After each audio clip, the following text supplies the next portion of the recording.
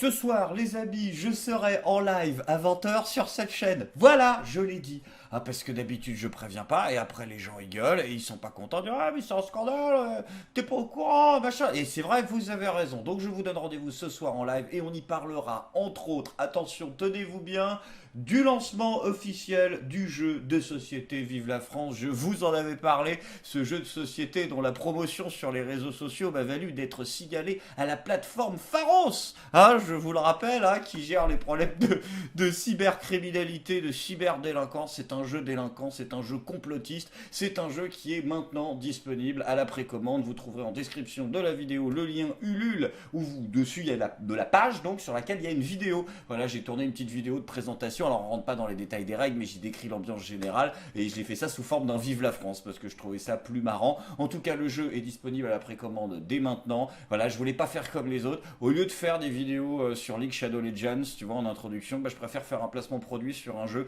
que j'ai adoré créer moi-même avec mes petites mains et avec mon petit cerveau. Quant à moi, je vous embête pas plus et j'espère que vous serez nombreux à kiffer sur le projet et à le financer. Je vous souhaite un excellent double épisode, puisque là, c'est un double épisode. Encore une fois, j'ai dû compiler pour pouvoir poster en une fois. Et je vous donne rendez-vous ce soir.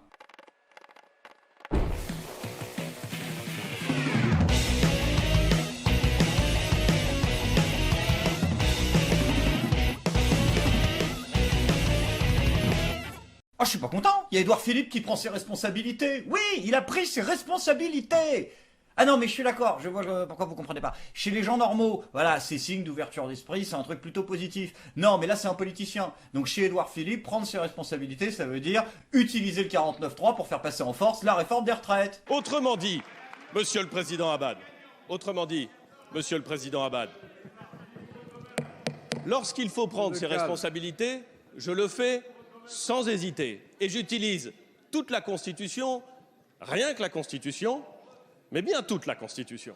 Oh là là, vous avez vu comment il est beau? Vous avez vu comment il est fort, notre sous-leader suprême, quand il prend ses responsabilités? Ah bah, j'utiliserai rien que la Constitution, mais toute la Constitution. Et dis-moi d'ailleurs, Édouard Philippe, quand t'avais détourné, enfin, utilisé, pardon, mais c'est notre fric, hein, 350 000 € du contribuable français pour te faire un petit trip Paris-Tokyo avec ta délégation qui servait absolument à rien. Quand t'avais assumé tes responsabilités, parce que c'est ce que t'avais dit, t'avais utilisé tout ton chéquier et rien que ton chéquier pour rembourser? Ah bah non. Et bien évidemment, on a eu le droit à toute la team des connards de la République en marche, improvisés politologues depuis 2 ans, là, qui nous ont dit « ouais, mais je suis désolé, Michel Rocard, il a utilisé le 49.3 28 fois. Donc, excuse-moi, mais c'est du pipi de chasse qu'on fait à côté. » Putain. Arrêtez avec ce point Rocard, ça devient plus insupportable que le point Godwin. Donc une fois pour toutes, Rocard n'avait pas la majorité. Je dis pas que c'est une bonne façon de bypasser les choses, même si au départ, c'est pour ça que le 49.3 a été fait par De Gaulle. C'est pour les gouvernements qui n'ont pas la majorité. Là, ça n'a rien à voir. Vous avez une majorité écrasante au point que ça ne s'est jamais vu dans l'histoire de la République récente française. Donc là, c'est juste que les gens ne veulent pas de votre réforme de merde. Mais oui, effectivement, vous avez raison, même dans l'histoire politique récente, le 49.3 a été utilisé, Manuel Valls, 3 fois, hein, pour faire passer une certaine loi Macron, d'ailleurs. C'est étrange. Ah, il arrive vraiment pas à les faire passer tout seul, ces lois de merde. Après voilà, c'est dans l'air du temps, et de toute façon on va rien pouvoir faire, puisque tous les politiciens La République En Marche de la majorité aujourd'hui sont des gens qui ont toujours soutenu le 49.3. Franck Richter, par exemple, loi Macron, le gouvernement prétend promouvoir le débat parlementaire, puis impose le 49.3, bafouant la représentation nationale. Ah merde, 2015, donc Stéphane Travers. Ah, je sens que tu vas nous la mettre à travers, toi aussi, justement. À quoi sert de trouver un chemin pour sécuriser les branches et finir au 49.3? No comment. Ouais, je pense qu'il vaudra mieux que tu fermes ta gueule. Richard Ferrand, le 49.3, déjà brandi, précoce, curieux et désagréable aveu, le désir de contraindre plus fort que celui de convaincre. Ah, c'est magnifique, les retours en arrière sur Twitter. Ah, Richard Ferrand, once again, heureux et nécessaire. Recadrage, François Hollande, loi El Khomri, François Hollande ne veut pas du 49.3. Il fallait recadrer parce que visiblement le 49.3 ça sortirait du cadre, hein, mais visiblement t'es sorti avec la loi du cadre toi aussi. Gérald Darmanin, plus de 330 députés élus à gauche et Valls la menace avec le 49.3 pour faire passer la loi Macron, le coup bas permanent. Quel amateurisme, ouais. L'amateurisme, c'est aussi de pas payer une équipe professionnelle, ça vaut 200 balles, hein, pour faire le ménage sur ton compte Twitter quand tu te mets par exemple à trahir ton camp pour rejoindre l'opposition. Mais bon, c'est pas grave. LCP, François de Rugy sur le 49.3, c'est une procédure par nature d'exception qui est toujours le signe d'une impasse. Sacré François Gilles Boyer, hein, qui n'aime pas non plus François Bayrou, et bien évidemment El Famoso, Marlène Schiappa, totalement en phase avec François de Rugy sur le 49.3. Ce n'est pas l'alpha et l'oméga, j'ai lu ça dans la Bible, des institutions démocratiques. Hashtag primaire débat. Je suis vraiment de plus en plus épaté par la grandeur d'âme, la justesse morale et le sens profond de la dévotion et de l'intérêt public des gens qui nous gouvernent. Une adoption avec un bras armé. Parce que même pour faire passer une loi aussi faible, il est obligé d'employer le 49.3. Pourquoi ? Quand la majorité est faible, ou quand il y a des difficultés au sein du pays, où le gouvernement peut prendre le 49.3, c'est-à-dire forcer sans vrai débat, sans vote, forcer sans vrai débat, sans vote. D'utiliser un instrument aussi brutal pour un texte de loi aussi creux, bah ça sent la fin de règne. Après, vous savez, si vous patinez à obtenir l'aval des Français pour votre réforme de merde, il y a aussi une méthode très simple aussi de gagner des points de popularité. Bah le référendum. Ah bah non, je suis con, il y a Sibeth qui nous a dit pourquoi c'était pas possible. Bonjour, bienvenue dans cette nouvelle édition de Ask PPG. Cette semaine, je vais répondre à 4 questions qui sont issues comme d'habitude de tous les réseaux sociaux, Facebook, Twitter et Instagram. C'est un projet de loi qui comporte 65 articles. Faire un référendum sur un projet de loi d'une telle complexité, ça reviendrait en fait à faire 65 référendums. C'est la raison pour laquelle nous avons souhaité qu'il puisse y avoir un débat parlementaire qui soit riche. Et dans une démocratie représentative, les députés, les sénateurs sont là pour relayer la voix des citoyens. Et donc à travers leurs débats, les citoyens aussi ont leur mot à dire. Ok, bon. Alors, de 1, déjà, on pourrait aussi dire qui a déclenché les hostilités en premier avec la procédure accélérée, mais bon, c'est pas grave. Mais tu mens. Pourquoi tu mens, Sibeth ? Pourquoi tu mens aux gens face caméra ? Oui, parce que t'es un tank, on l'a déjà dit, mais c'est faux, Sibeth.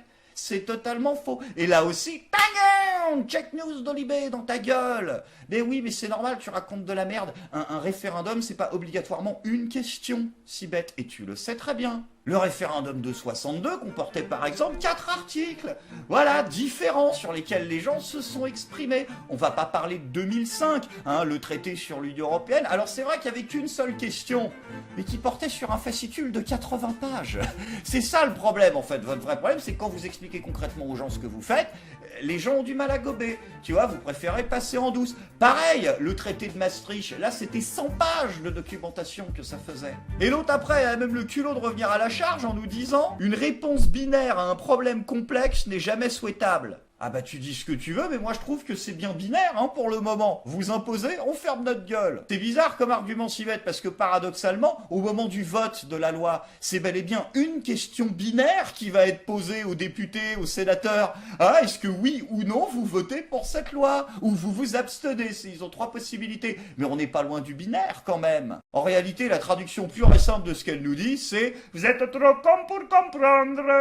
Ça commence à se voir méchamment que vous vous foutez de notre gueule. Alors, surtout au niveau des lapsus d'ailleurs, Sandra Motin cette semaine, exceptionnel. Honnêtement, aujourd'hui, qui accepterait, s'il connaissait le régime universel, de revenir en arrière? Bah vous, en fait. Je veux dire, parce que votre réforme, oui, elle est universelle, d'accord, hein, mais si on compte pas les pilotes de ligne, les stewards, les hôtesses, les douaniers, les pompiers, les contrôleurs aériens, les pêcheurs, la Banque de France, les surveillants de prison, l'Opéra de Paris, les routiers, les gendarmes et les policiers. Voilà, on part quand même déjà sur une certaine notion de l'universalité. Eh bien, nous vous proposons un grand bond en arrière, plutôt que de regarder sans arrêt dans le rétroviseur comme vous le faites. Bravo. Magnifique, super, encore une victoire de connard. Et après, c'est les mêmes qui vont s'étonner que la France est à feu et à sang. C'est pas possible, ça. Bon, après, d'un autre côté, il n'y a pas toujours besoin des politiciens français pour que la France soit en proie aux flammes. Des dizaines de scooters en flammes au pied de la gare de Lyon et une épaisse fumée noire qui envahit rapidement tout le quartier. À l'origine de ces incendies, des échauffourées en marge selon la police du concert ce soir à Bercy de la star congolaise Fally Ipupa, cible des opposants au régime en place en République démocratique du Congo.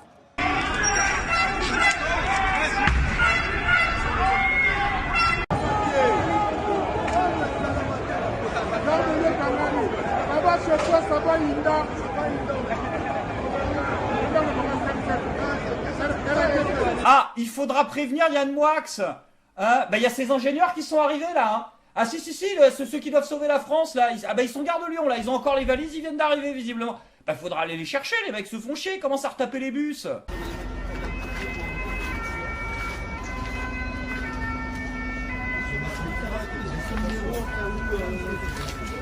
C'est la guerre là, c'est plus possible. Ça y est, je sens que ça va encore. Ah, t'as vu bien, il a fait une blague raciste, là, c'est un scandale.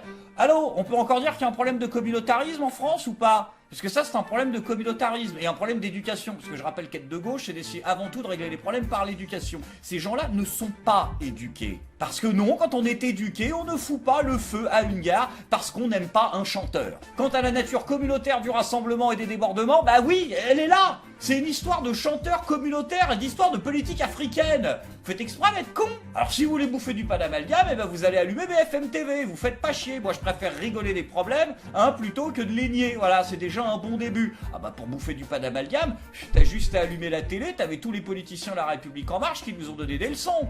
Excusez-moi, Monsieur Bourdin. Non mais attendez, excusez-moi, Monsieur Bourdin. Je suis profondément choqué que vous souleviez le caractère soi-disant communautaire de ces débordements, alors qu'il s'agit, Monsieur Bourdin, ne me regardez pas, d'un problème de santé publique. Je rappelle que les volutes de fumée sont extrêmement toxiques. Elles étaient tellement épaisses que la totalité des individus se sont retrouvés totalement noirs. Donc excusez-moi, mais il me semble que c'est un problème important. Ne me regardez pas! Et j'en profite également pour préciser hein, que quand je parle de communauté, je ne parle pas de communauté dans leur ensemble, mais des gens qui se rassemblent pour foutre la merde au nom de leurs problèmes communautaires, et qui accessoirement empêchent d'ailleurs les pompiers d'éteindre l'incendie.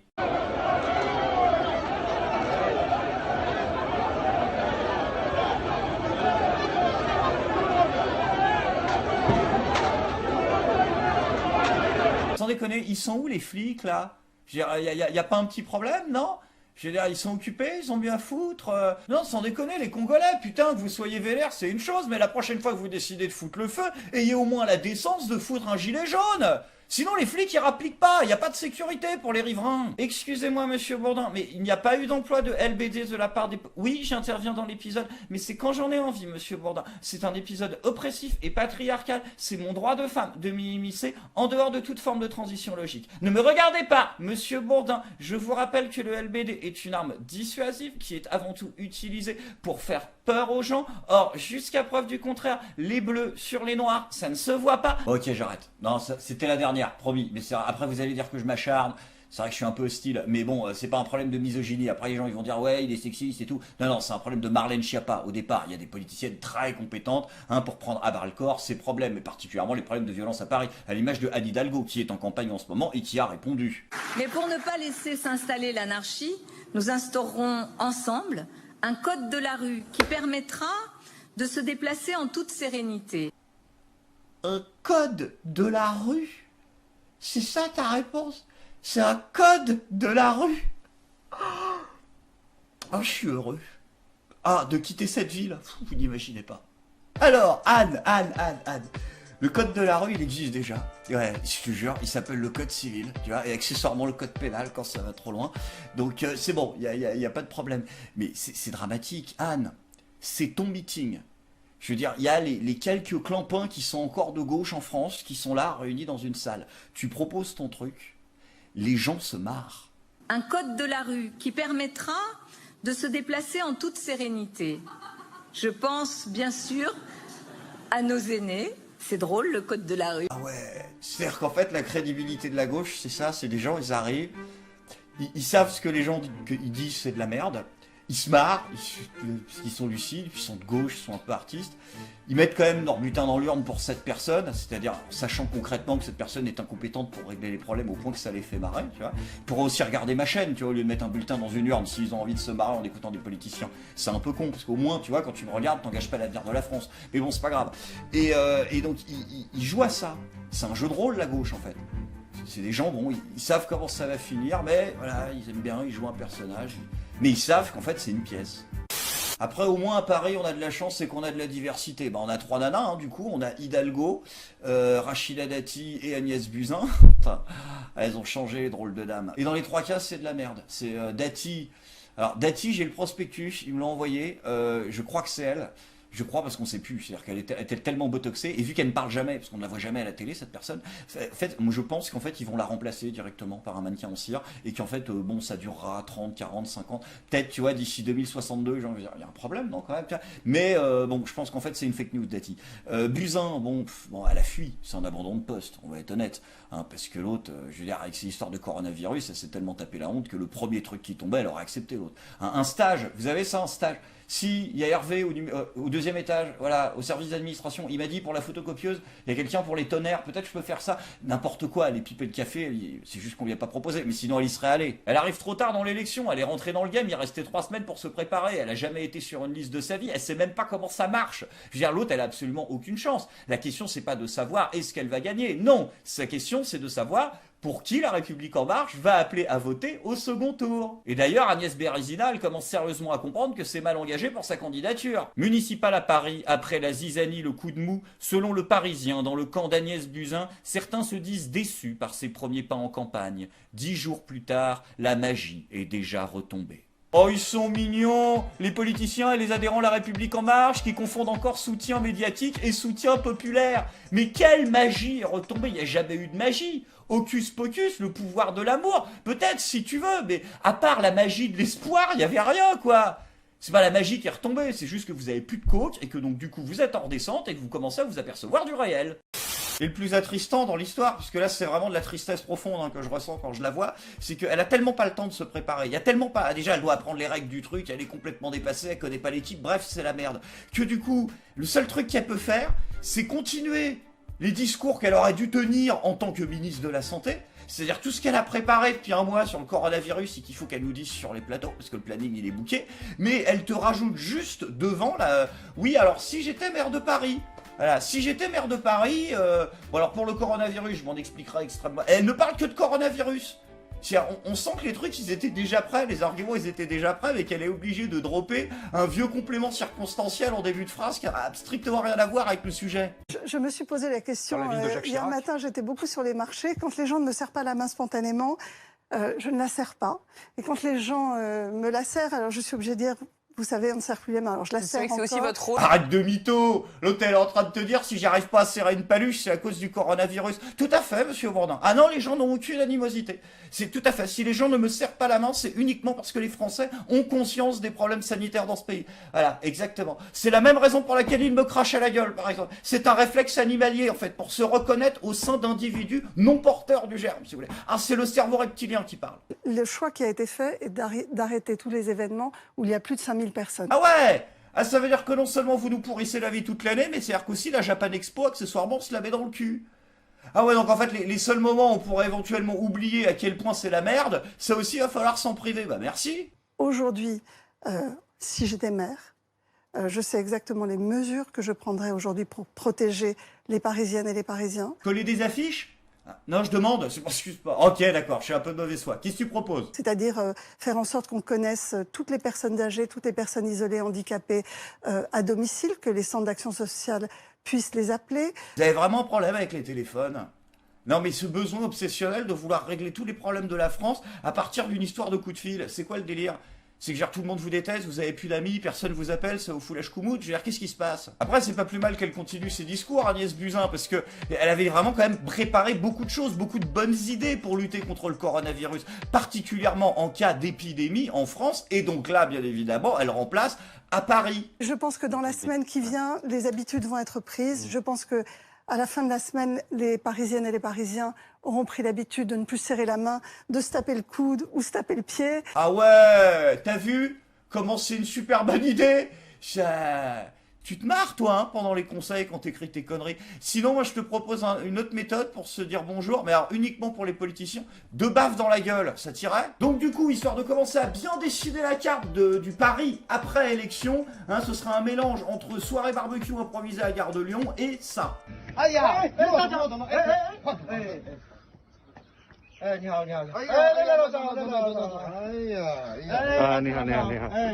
Non mais on s'en sort bien parce que ces connards, avec le melon qu'ils ont, ils auraient été capables de proposer de réinstaurer la révérence, tu vois, histoire de pas prendre de risques et de baisser la tête quand on les croise. Après attention, rien n'est joué et Agnès Buzyn va peut-être changer la donne, particulièrement depuis qu'elle a été rejointe par un homme d'une probité quand même relativement supérieure à celle de la moyenne en matière de politique, Gaspard Ganzer, qui a décidé de rejoindre les listes LREM pour Paris. Certains peuvent se demander si vous ne rallierez pas à la fin Emmanuel Macron et La République En Marche. Ah non, ça n'arrivera jamais parce que quand je me lance dans une bataille, c'est pour y aller totalement et jusqu'au bout. Il n'y aura ni ralliement, ni rustine à porter aux uns et aux autres. Si on s'est lancé avec les Parisiennes et les Parisiens, c'est pour aller jusqu'au bout. Ah, mais c'est pas possible, ça! Ça, c'était l'extrait juste avant qu'il se présente. Tu peux pas nous mettre les bons extraits, c'est relou à la fin. Je suis désolé, Gaspard, je taquine un peu, mais c'est vrai que tu cherches aussi. Attends, tu nous as dit la veille, hein, dans le journal, je ne rejoindrai pas La République En Marche, qu'il pleuve ou qu'il vente. À mon avis, ça ne devait pas couvrir le fait qu'il puisse pleuvoir des billets.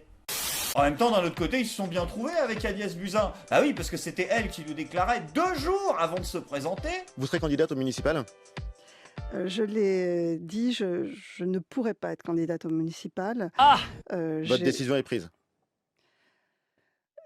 J'avais déjà un agenda très chargé. Vous l'avez dit vous-même, j'ai beaucoup de réformes aujourd'hui dans le ministère et c'est rajouter un surcroît de travail inattendu malheureusement, qui est cette crise du coronavirus, qui aujourd'hui m'occupe énormément. Et donc j'avais dit à Benjamin Griveaux, malgré mon soutien, que je ne pourrais pas m'engager auprès de lui. Tu vois, c'est bien, ils sont sur la même ligne politique, le retournement de veste. Après, heureusement, soyez rassurés, dans tout ce brouhaha électoral, il reste encore des gens qui sont là pour faire de l'éducation populaire et nous aider sur des critères objectifs et concrets à faire le tri parmi tous ces politiciens et ces politiciennes. 28% des électeurs d'Emmanuel Macron ne changent pas de slip tous les jours. 22% des électeurs de Mélenchon ne changent pas de slip tous les jours. Les électeurs les plus propres, ce sont les électeurs de Benoît Hamon. Donc pour ceux qui n'ont pas compris, ça c'est la nouvelle étude du moment. Les Français, en plus d'être des ignobles racistes, des homophobes, des antisémites, tout ce que tu veux, sont également des gros dégueulasses, puisque on l'apprend. Il y a plein de statistiques, mais celle dont tout le monde parle, c'est que un Français sur 3, quand même, ne se laverait pas les mains après être allé aux toilettes. Et alors ? Mais moi non plus, je me lave pas les mains après être allé aux toilettes. Ça fait pas de moi un gros dégueulasse. Mais je me les lave avant.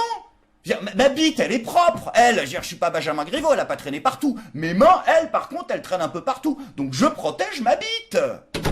Ah. Quoi, t'es parti, chérie ? Ah, d'ailleurs, en parlant de mains, bonne nouvelle, nos politiciens LREM ont enfin trouvé quoi en faire. Je voulais revenir avec vous sur l'abattoir de Sobval en Dordogne. Vous avez déclaré le 23 février. J'ai fait déjà une... Il y a des mails internes qui prouvent le contraire de ce que vous avez dit. Un communiqué, merci. Il y a des mails internes qui prouvent le contraire de ce que vous avez dit. Je vais communiquer. Vous pouvez nous répondre aussi ici, sur votre double langage. Je n'ai pas... Ah, carrément. Ah, c'est-à-dire que maintenant, les mecs, quand tu leur dis un mot qui leur plaît pas, ils te prennent le micro. Pardon, pourquoi vous m'arrêtez le micro Vous me le mettez devant la bouche. Bah oui, et alors c'est normal qu'ils te le mettent devant la bouche, le micro. Tu veux qu'ils te le mettent où ? Devant le trou du cul ? Remarque, ce serait plutôt cohérent avec son message politique. Non, c'est dommage comme comportement, surtout que pour esquiver, je veux dire, il y avait des méthodes plus simples. Il y a des réponses toutes faites. Premier jour du procès Fillon aujourd'hui. Vous suivez ça de près ? Non, je suis le coronavirus. Oh là là là. Le niveau de déprime du mec sur sa gueule. Le type est en bout de vie, quoi. Il est là, c'est un zombie. Il sait même pas pourquoi il est là. Son travail n'a aucun sens, aucun intérêt. Il marche que ça. On dirait Patrick Balkany. Enfin non, Patrick Balkany, lui, au moins, il est soutenu. Hein. Ah oui, les gens, ouais. Ils vont à la mairie en ce moment et ils donnent un peu d'argent pour Patrick, pour l'aider, tout ça, en toute discrétion. Pas de cagnotte. On est là aujourd'hui pour la sortie de M. Balkany. Changer de sujet. Il y a assez de personnes au-dessus de nous qui pourront vous répondre. Ouais. Nous, on n'est pas là pour ça. Ça fait 3 jours, 4 jours que j'ai ça. Ok, d'accord. Bientôt, plus le petit supplément. D'accord. Attention parce qu'il y a des micros branchés. Hein. Ah bah ça va être égal. C'est Radio Macron ou quoi? Non. Tiens, Claude, c'est pour l'invitation. Non, c'est pour l'invitation. C'est pour l'invitation du 26 février. C'est fait ça. Ça aussi c'est fait. Okay. Bon, bah visiblement, va falloir renommer le malaise de Villejuif malaise de Levallois-Perret. En transition, les amis, c'est maintenant le moment de la bonne nouvelle du jour. Vous le savez, l'épidémie de coronavirus frappe la France, mais notre ministre de la Santé a bel et bien décidé d'être sur tous les combats et de ne pas abandonner les autres combats pour la santé publique. Et c'est pourquoi le gouvernement a décidé, tenez-vous bien, de lancer un grand plan contre les punaises de lit. Ça, normalement, vous pouvez le faire. Non, mais je veux dire, le terrorisme, ok, c'est difficile. Le chômage, ok, c'est difficile. Le communautarisme, ok, c'est difficile. Les punaises de lit, normalement, vous devriez gérer. Le gouvernement lance donc ce vendredi une campagne d'information avec un numéro de téléphone et un site stoppunaise.gouv. Ça va aller, ça va aller, ça va aller. Heureusement que vous lancez pas un plan anti-cafard. On perdrait la moitié du gouvernement. Je suis pas content.